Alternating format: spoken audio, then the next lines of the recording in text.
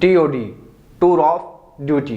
क्या टीओडी प्रस्ताव को मिल गई है मंजूरी? क्या टीओडी के कारण ही सेना भर्ती रैली व एग्जाम पर लगी है रोक? कुछ ऐसे ही सवाल इन दोनों युवाओं के मन में खटक रहे हैं। उनके दिमाग में एक ही सवाल घूम रहा है। साथियों, आज हम इन्हीं सवालों पर बात करने वाले हैं कि आखिर सेना भर्ती रैली व एग्जाम को लेकर क्या चल रहा है। क्या टीओडी के कारण ही सेना भर्ती रैली व एग्जाम पर रोक लगी हुई है? जय हिंद साथियों।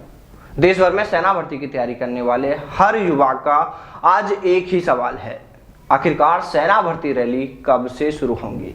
सेना भर्ती एग्जाम कब तक हो पाएगा? काफी समय से सेना भर्तियों पर लगी रोक व बार बार एग्जाम को पोस्टपोन किए जाने से अब इन युवाओं के मन में तरह तरह के सवाल उठने लगे हैं। पहला और सबसे बड़ा सवाल तो यही है कि देश में सेना भर्ती रैलियां व एग्जाम को लेकर आखिर चल क्या रहा है। क्या वाकई में जिस तरह कोरोना का खतरा बताकर भर्ती व एग्जाम पर रोक लगाई हुई है, क्या वैसा खतरा वाकई में है भी, या फिर सेना भर्ती सिस्टम में कोई बड़ा बदलाव होने वाला है? युवाओं के इस सवाल को शक में बदल दिया है सेना भर्ती को लेकर पूर्व में प्रकाशित की गई एक खबर ने। पहले हम आपको वो खबर दिखाते हैं, फिर बात करते हैं कि आखिर देश में सेना भर्ती को लेकर क्या चल रहा है। क्या इस खबर का वास्तव में अभी के हालातों से कोई संबंध है या नहीं? इसके अलावा बात करेंगे हाल ही में रक्षा मंत्री राजनाथ सिंह द्वारा ट्वीट कर सेना में टीओडी प्रस्ताव को लेकर जो बात कही गई है, उससे सेना भर्ती को लेकर क्या संकेत मिल रहे हैं। टीओडी यानी टूर ऑफ ड्यूटी, यानी सेना में 3 साल के लिए भर्ती।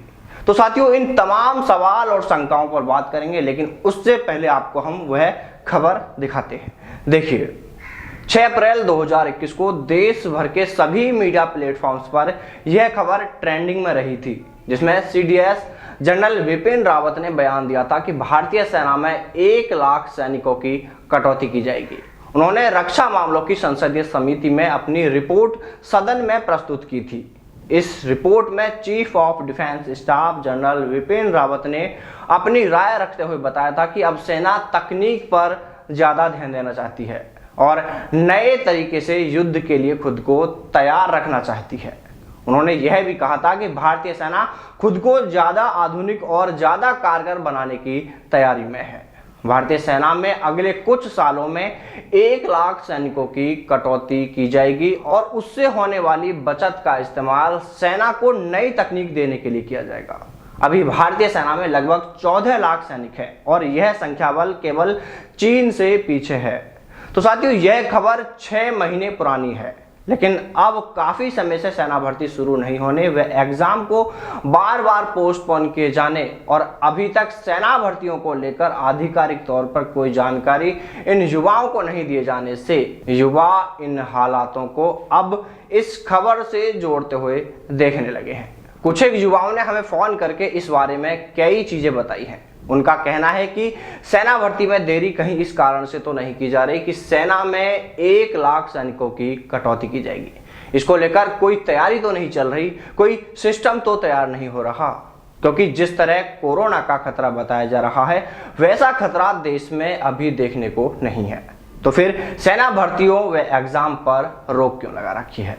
तो देखिए साथियों, फिलहाल के हालातों को देखते हुए युवाओं के मन में यह सवाल और शक पैदा हो सकता है, क्योंकि यह तो सही है कि देश में 1 लाख सैनिकों के पद कम किए जाने हैं और ऐसे में काफी समय से सेना भर्ती नहीं होने व इस संबंध में कोई जानकारी नहीं आने से कहीं ना कहीं इन युवाओं के मन में यह सवाल उठना भी लाजमी है। लेकिन जो युवा सोच रहे हैं, क्या वह सही है? तो देखिए साथियों, इस बारे में बिना किसी जानकारी के कुछ भी बोलना बहुत बड़ी बात होगी।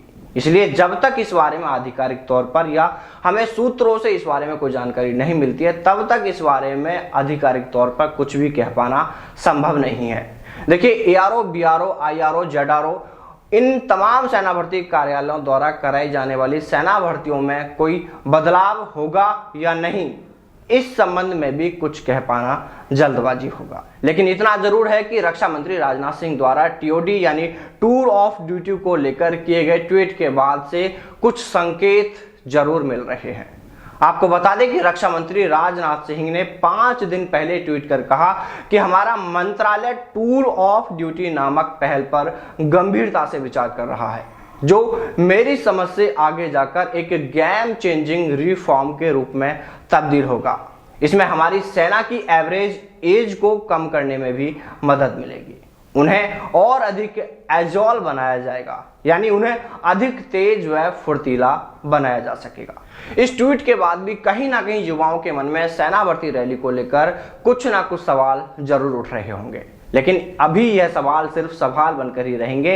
इस बारे में और अधिक तब तक कुछ नहीं कह सकते जब तक कि आधिकारिक तौर पर इस संबंध में कोई जानकारी हमें नहीं मिलती है। लेकिन घूम फिरकर सवाल तो फिर भी वही उठ रहा है कि आखिरकार सेना भर्ती कब से शुरू होंगे। तो देखिए साथियों, आपको बताना चाहेंगे कि इस बारे में जैसे ही हमें कोई भी जानकारी मिलती है, हमें सूत्रों से कोई भी खबर मिलती है, तो हम उससे आपको सबसे पहले अवगत कराएंगे।